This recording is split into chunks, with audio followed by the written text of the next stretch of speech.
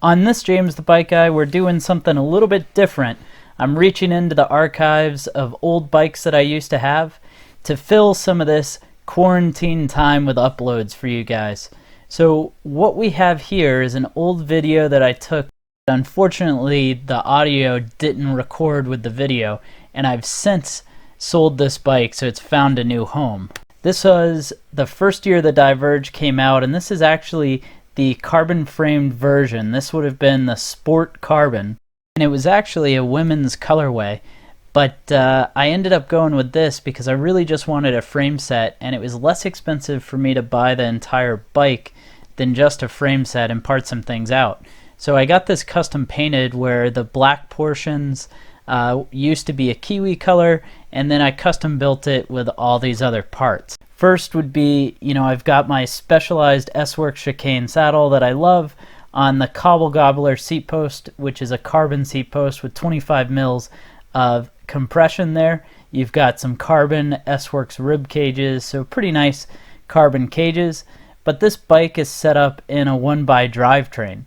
So up front, you'll see this is running SRAM's rival drivetrain. It's got the Future Shock there connected up to a Control Tech Falcon handlebar setup. So you've got high road brakes, SRAM 1x shifter there to be able to control the 1x rival drivetrain. I think we're about to jump back in and check out that stem setup. So this is with the tall cap because you get different caps on these Future Shocks. The whole look, I think, was pretty good of this bike.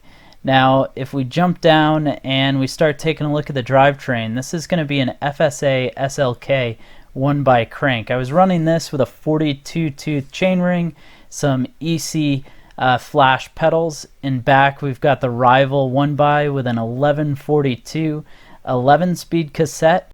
And then we're going to look at the Mavic Cerium all-road elite wheels. These are aluminum wheels, pretty wide. I loved them a ton. With Mavic's gravel tire and a 40C. I'd like that tire.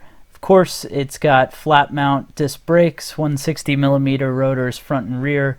It is through axle, 12x100 up front and 12x142 in back. And I'll tell you, out on the trail, I really like this. This was my first true gravel bike. I think it was a pretty nice build. I've had a couple of different ones since then, but I really like this bike. Personally, this brings back some memories checking it out because this was just such a nice bike at the time, and it was my first real venture into gravel. I had done, of course, some gravel rides on a Trek Dual Sport that I had, a hybrid bike. But this was the first, getting a real gravel bike. Definitely a pretty nice bike, and I miss it, no doubt. Now, we'll grab the actual weight here. I'm going to get that hooked up, and we'll see. I can't quite remember. Was this light or was this heavy? Yeah, so 20.66 pounds. That's not the worst that I've ever seen before. So thanks for watching this quick video. I know it's a little bit different than what we normally do. Let me know in the comments whether or not you'd watch another one like this, because I can do some voiceovers on pictures or videos of bikes in the past. I've been riding for a long time.